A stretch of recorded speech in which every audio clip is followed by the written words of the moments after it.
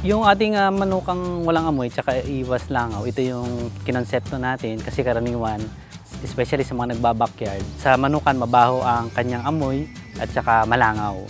Ang advantage nito ay makakapag-produce sila ng tuloy-tuloy sapagkat ito yung hindi nangangamoy na klase ng manukan at hindi nakakaperwisyo sa kapitbahay yung pagdami ng langaw dun sa ipot karaniwan ng karaniwang poultry houses. Nagiging health conscious na ang Pilipino, so kinonceptualize natin to para yung ipoproduce na karne ng manok ay healthy sa kalusugan ng tao, walang hormones, walang antibiotics, may lasa itong native na klase ng manok, masarap yung ating manok, hindi siya lasang antibiotics. Bakit iwas langaw? Alam naman natin na kapag merong pupo ang isang manukan, nagpupuntahan talaga ito, lalo ang gustong-gustong puntahan ng mga langaw ay yung mga pupo na medyo mamasa-masa. Sapagkat karaniwan dito, naandun yung mga micronutrients na yun ang kinakain ng langaw para sa kanilang paglaki. Hindi makakarami yung ating mga langaw sapagkat meron tayong nilalagay na mga probiotics para nun ay mabilis matuyo yung pupo mismo ng ating mga broiler. Karaniwan para sa mga backyard raisers at syempre ito ay pwedeng gamitin din ng ating mga semi-commercial farms. Karaniwan 10 hanggang halos 1,000 na ulo, yun ang ating category sa backyards. Yung mga 1,000 pataas, yun yung ating mga semi-commercial farms. Meron tayong dalawang klase ng housing. Ito yung tinatawag nating conventional type. Karaniwan kasi meron na silang mga existing na kulungan. At meron din tayong bagong style ng ating housing dito sa ating manukang walang amoy at iwas langaw. Karaniwan kasi sa manukan yung nakaangat.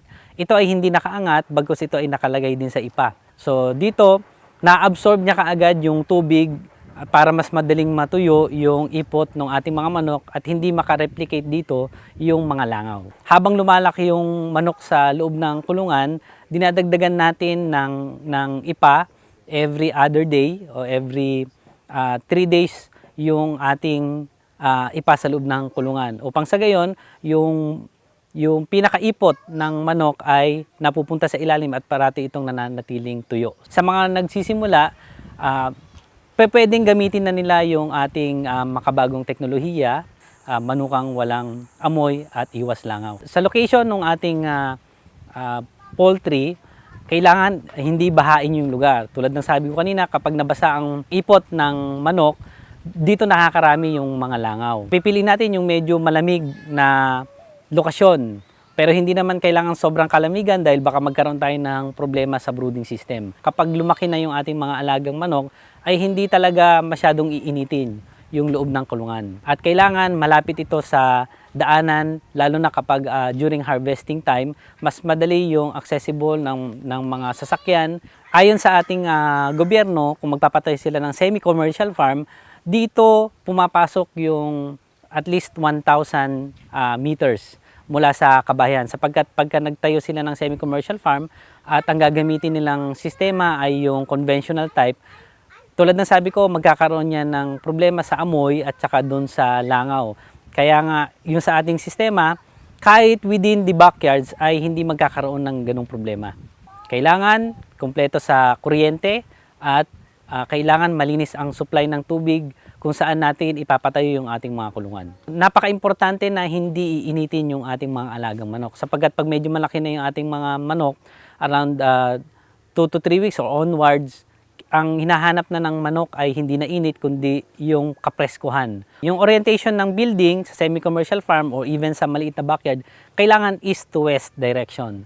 Yung east to west direction ay kailangan pahaba yung klase ng kulungan. Kung ito yung pinaka pintuan at dito nakaharap yung pinakadulo ng kulungan, dito sisikat yung araw at dito lulubog.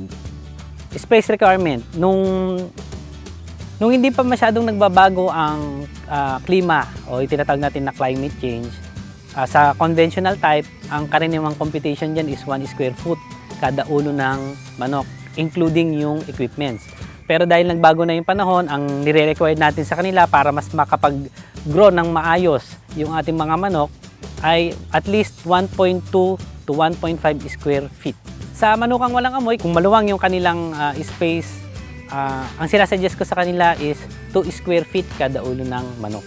Dimensions, kung magpapatayo sila sa 100, ito sa mga backyard level, kung sa 100 ulo ng manok, ang nire-required ko sa kanila is 5 meters by 3 meters. Yun yung ating measurement. So kailangan mas mahaba yung haba ng kulungan, yung length niya at yung width ay 3 meters, yung length niya is 5 meters. Sa 1,000 chicks natin, ang requirement natin is 5 meters by 30 meters.